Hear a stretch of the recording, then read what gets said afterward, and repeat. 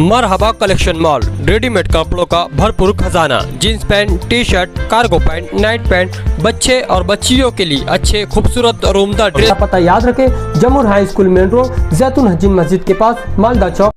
Malegaon reliable compound कत्ल case, नामालूम मुलजिम के खिलाफ कत्ल का मुकदमा दर्ज, पुलिस तफ्तीश में मसरूफ। मालेगांव के पवारवाड़ी पुलिस स्टेशन में एक नौजवान के कत्ल के मामले में नामालूम मुलजिम के खिलाफ मुकदमा दर्ज कर लिया गया है। ज़राए के मुताबिक पुलिस ने 3 अफराद को हिरासत में लिया है और उनसे पूछताछ कर रही है।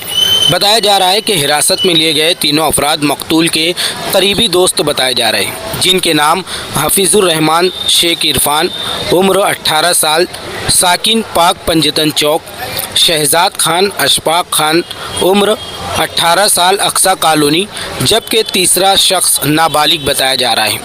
याद रहे कि ये बात भी मालूम हो रही है कि ये कत्ल 22 जुलाई को हुआ था।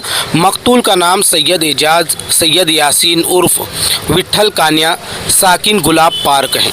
पुलिस की जानिब से दर्ज खुसूसी रिपोर्ट के मुताबिक ये मुकदमा भारतीय न्याय संहिता BNS 2023 की दफ़ा 103(1) पुरानी 302 के तहत मुकदमा दर्ज किया गया है। पुलिस के मुताबिक शिकायत सैयद शहबाज ने कत्ल मामला में रिपोर्ट दर्ज कराई है।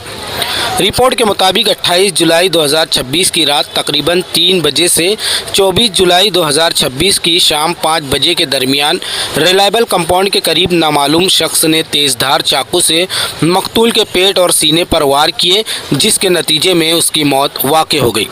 पुलिस ने कत्ल में इस्तेमाल होने वाला हथियार चाकू बताया है।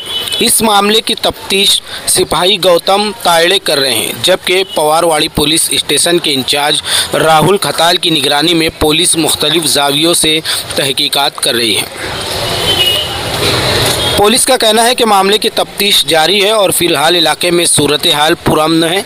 ज़राए के मुताबिक 3 अफराद ज़ेर हिरासत, गिरफ्तारी का इम्कान।